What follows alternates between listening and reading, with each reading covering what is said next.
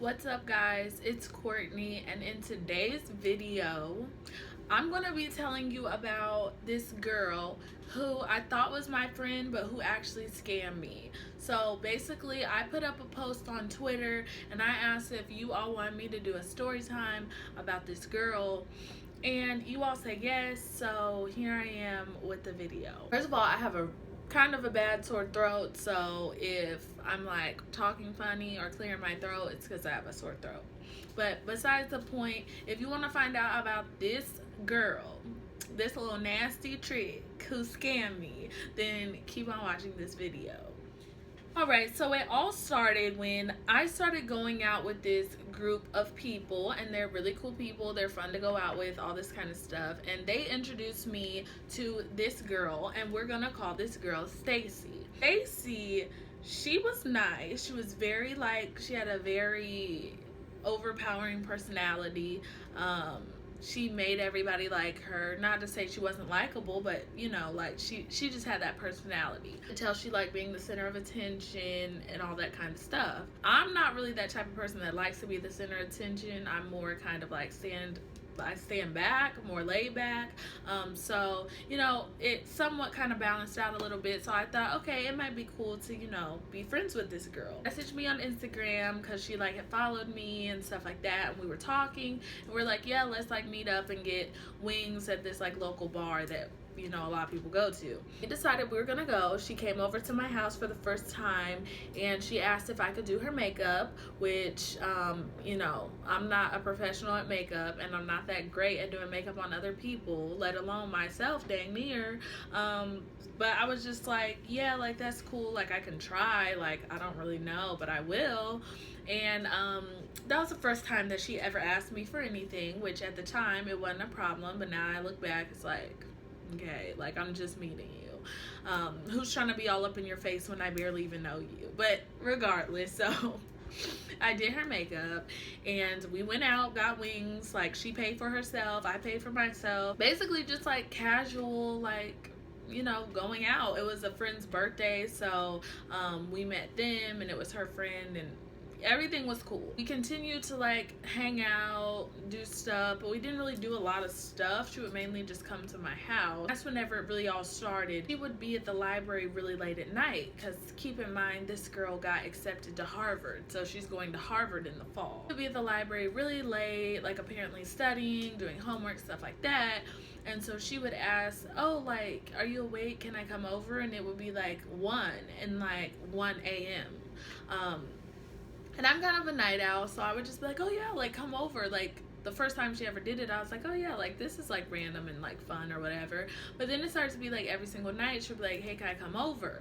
So eventually she told me that like she had problems with her roommates back at where she lives at her other house, and she told me one of them was a guy and she didn't feel comfortable around him and all this stuff. So I was like, you know, like I'm gonna try and help her out. At the time my roommate situation wasn't like the best situation ever, but I still offered up to like do what I could. She would come over, she would sleep in my bed, like she would eat my food, she would shower. She used up like my body wash, never offered to replace it. She would go into the kitchen, would eat my food, like just so much stuff that a normal person like probably is not going to do. So I should have known right then and there that she was a scam artist. She was trying to finesse. She was trying to do whatever she could to get what she can out of people. I think that's basically just the type of person she is. She sees every single thing in life as like an opportunity, and she used me. So anyway, so like I said, she was sleeping over every single night. Keep in mind, I had only known this girl in total for a month and a half. So I didn't know her long at all. It's not like this was like my best friend ever, but she called us best friends even though like we didn't know each other like that. So that was another weird thing. Night she came over and she's like, oh, I could barely get here. I don't have any gas money. I'm trying my best, but you know, I only work like once a month. Okay, first off, why are you working only once a month if you know you don't have no money? Like, girl, you're 24 years old. You're grown. Like, you better get it together. Like, I ain't got the money to be given to you. Like, I'm trying to support myself. How am I gonna give you some money? But I had a little bit of extra coins, so I was like, I guess I'll help this girl. And I gave her like gas money. And it was like $10. And so it wasn't just a little $5 gas money. I gave her $10. And that may not be a lot, but for somebody who, you know, that's not my child, like, I don't have to give her money, but I was trying to be nice. We would like go to get food, and I would order something, and she'd be like, hey, like, do you mind getting me something? Or like, can we split something, because I don't have any money? And I'm like, you know, like, yeah, that's fine. Get something, and maybe the bartender would ask me like, oh, would you like something to drink? So then I'd order a drink, and then he'd turn to her and ask her what she want, and she'd be like, yeah, I'll take the same. Okay, girl, first of all, like Bon Quiqui said, you can have a Coke, girl, you can have a water. For real, like, you can have a water, because don't nobody got the money to be paying for 2 drinks. I'm already paying for food here. Like, you need to get something that's free. Nobody said you could get all the extra stuff. Stick with the basic plan. You don't need an upgrade or an advanced plan. Like, stick to the basics. So she would do that, and I would make a big deal of it. One night, she said that she wanted to go out, like go out to the bars or whatever. So I was like, cool. So we went and got food, and she actually worked that day, so she had money to be able to buy her own food, and she bought herself a glass of wine. Very end, I was like, I think I'm gonna get like a drink. And she wanted one of the drinks too, so I was like, okay, like, I'll get you one too. So I got her a drink. And I figure, like, whatever next bar we go to, like, she'll give me a drink, and, you know, it'll even out. We leave that bar, and we go over to another bar. These dudes were in there, like I said, with her, like, really eccentric personality, if that's the word. Then, you know, she was talking to the dudes, whatever. Dudes bought us drinks. So they bought us drinks, and it was, I mean, it was whatever. Like, she was cool, but just to let you all know, like, she was a lightweight. So if you don't know what that means like somebody who can't drink a lot of alcohol, can't handle a lot of liquor. She had already had 3 drinks at this point. So she was, you know, starting to feel herself a little bit. She was still doing cool though, and she told me that she wanted to like go somewhere else, and I was like, well, there's nowhere else we can really go because it was a Wednesday. And I was like, but if you want, like, maybe we can go downtown and see what's down there. So we go to this bar downtown. I get a drink, she gets a drink, but I pay for it. Again, it's like, oh, I don't know if I'll be able to drink all this, like, blah, blah. And I'm like, well, if you can't drink all of it, just give it to me because I'll drink it because I paid for it. Or, like, if you don't want it at all, like, you can give it to somebody else. Like, I'm sure somebody else would love to have a drink. She didn't. She drank the drink. And at this point, she's, like, drunk. Because this is, like, a drink that's probably, like, this tall. So she's, like, drunk at this point, basically. And she's acting, you know, she's dancing and stuff though. She's not like acting crazy or nothing. She's like, oh, I'm starting to feel a little bit sick. And at that point, I'm like, okay, like, sick like how? Like, you feel like you're gonna throw up? And she's like, yes. And I'm like, okay, well, are you ready to go? And she says, yes, she's ready to go. So we leave, walking back to the car, and as we're walking, she throws up on the ground, whatever. Then we get into my car. She shuts the door, she gets in the car, and she's like, I have to throw up. And I'm like, okay, well, then let the window down, because, like, I don't have a bag, nothing. Like, you can't throw up in my car. She ends up throwing up in my car, basically. She ends up throwing up in my car. Then she throws up out the window, and then as we're driving, she's throwing up, but like it's flying on the back of my car, obviously, because like the wind is blowing. So basically, long story short, the car ends up like, the passenger side ends up like with a lot of throw up in it. But I was tipsy too, and I'm not going to sit there and clean it up the next day or that night, because like, no, it's just not gonna happen. It was like 2 a.m. Get back to my house, she falls asleep on my bed. She wakes up the next morning, and I had gone downstairs to like see my car, and it was a lot of throw up. So I was like, hey girl, like, you're gonna have to help me clean out this car, because that's nasty. Like, I'm not trying to sit there and clean out nobody else's throw up, you feel me? Like, I didn't say that, but that's what I'm thinking to myself. She's like, okay, like, I'll help you, whatever, blah blah blah. And she's like, but I'm gonna go to my mom's house really quick so I can shower, and then I'll be back. And I'm thinking to myself, Why you need to go to your mom's house to shower? You've been showering at my house every single day for the past like month. But she's a grown woman, so I'm not going to stop her from going to her mom's house to take a shower. So she did that. She went to her mom's house, and she's like, let me know whenever you go to clean out your car. Well, I told her, you know, I have something to do in like an hour and a half. So, like, you know, I might not have time to call you and give you time for you to be able to get back here to help me clean out my car. Whatever, she still leaves. So I end up having to clean out the car by myself. So I'm sitting there scrubbing out somebody else's throw up, like a grown woman's throw up, and I have to clean off the side of my car, but it's not coming all the way off. So I send her a text, and I'll probably include like texts and stuff like that we have between each other. I'll just like block out her name, and then I was just like, hey, like, you're gonna have to give me a car wash because, like, you know, some of it's not coming off, and that's, you know, you're gonna have to help me out with that. She just says, okay. It's a Thursday. I don't hear from her that night. Next day, I still don't hear from her. Keep in mind, like, I knew her phone had gotten turned off because clearly, like I said, she didn't have money. So her phone had gotten turned off. So she had to be on Wi-Fi to text because that's like how iMessage is. So I'd be like, hey girl, like, are you alive? Are you connected to Wi-Fi? Like, what's going on? I'll probably insert the text here. And still no response.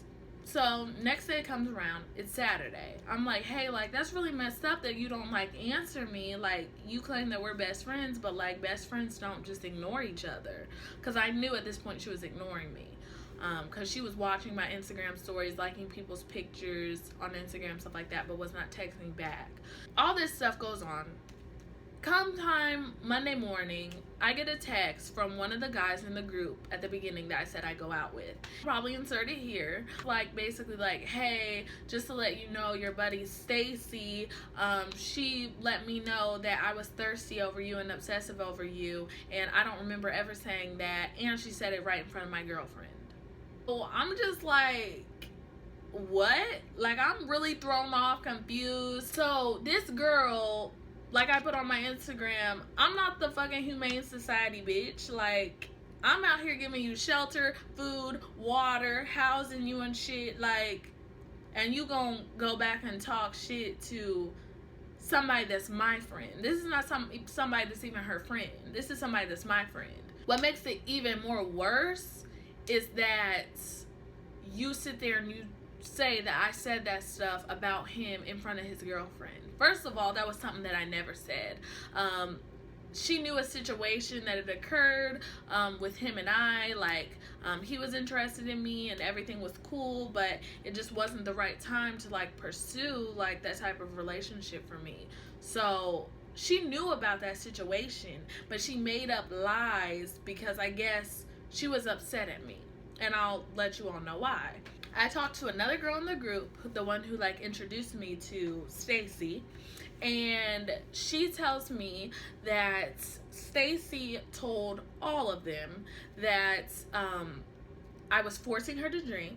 She wanted to stop drinking, but I wouldn't let her, and that whenever it came time to throw up, I wouldn't let the window down, so she ended up throwing up in my car, and she was asking me to stop driving, but I wouldn't stop driving.